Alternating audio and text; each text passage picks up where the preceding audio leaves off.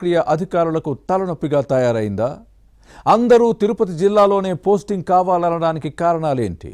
Political recommendation లెటర్స్తో ఉద్యోగులు ప్రయత్నాలు ముమ్మరం చేశారా? అధికారులు అనుసరిస్తున్న ఫార్ములా ఏంటి? Was this inside story?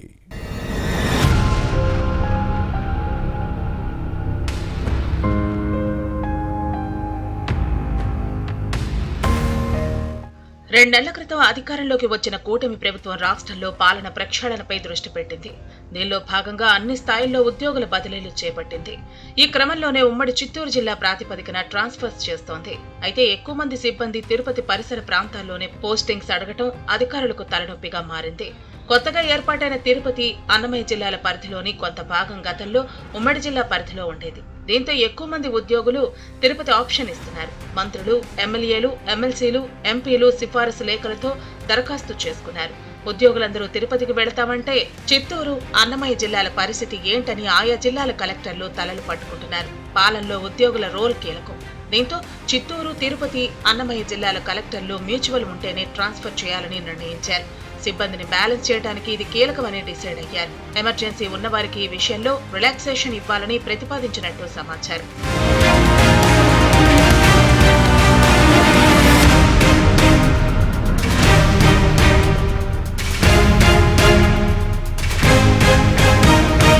కలెక్టర్ల నిర్ణయంతో ఉద్యోగుల గుండెల్లో గుబులు పుడుతోంది. సిఫార్సు లేఖలు పనిచేస్తాయా?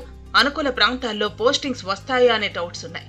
గత నెలలో జరిగిన తహసీల్దార్ల బదిలీల్లో ఎమ్మెల్యేల సిఫార్సు లేఖలు ఇచ్చినా చాలా వరకు పని జరగలేదన్న విషయాన్ని గుర్తు చేసుకుంటున్నారు. ఈ క్రమంలో తమకు ఎవరైనా మ్యూచువల్ గా వస్తారా అని కొందరు ఉద్యోగులు ఆరా తీసే పనిలో పడ్డారు. ఉమ్మడి జిల్లా ప్రాతిపదికన జరుగుతున్న ఉద్యోగుల బదిలీల్లో ఎక్కువ మంది తిరుపతి చుట్టుపక్కల ప్రాంతాల్లో పనిచేసేందుకే ఆప్షన్ ఇచ్చారు. కానీ చిత్తూరు, అన్నమయ్య జిల్లాలకు వచ్చేవారు కరువయ్యారు. అన్ని డిపార్ట్మెంట్స్ లో ఇదే పరిస్థితి ఉంది.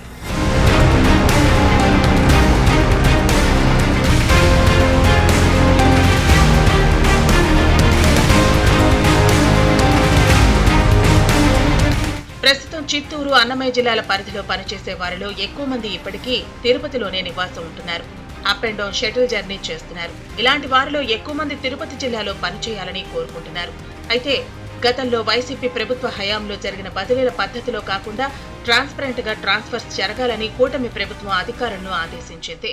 ఫ్యాన్ పార్టీ పాలనలో ప్రధానంగా రిజిస్ట్రేషన్ల శాఖలో అడ్డగోలుగా బదిలీలు జరిగాయి. ప్రజాప్రతినిధుల కనుసనల్లోనే ఇదంతా జరిగింది. వైసీపీ ఎమ్మెల్యేలు తమకు అనుకూలమైన సబ్ రిజిస్ట్రార్లను నియమించుకుని భూదోపిడీకి పాల్పడ్డారన్న ఆరోపణలు ఉన్నాయి. ఈ వ్యవహారంలో కొందరు సస్పెండ్ అయ్యారు. మరికొందరు లాంగ్ లీవ్ పై వెళ్లారు.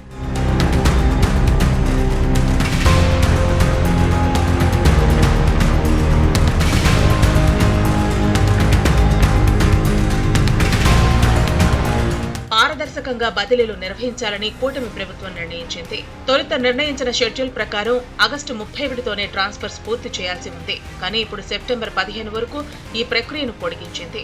దీంతో మరికొంతకాలం తమకు తలనొప్పి తప్పదని ఆఫీసర్లు ఆవేదన వ్యక్తం చేస్తున్నారు. అధికారులు నిర్ణయించిన నిబంధనల ప్రకారం బదిలీలు జరుగుతాయా లేక ప్రజాప్రతినిధుల సిఫార్సులను పరిగణలోకి తీసుకోమని ఒత్తిడి పెరుగుతుందా అనే అంశాలు చర్చనీయాంశంగా మారాయి. ఏం జరుగుతుందో చూడాలి మరి.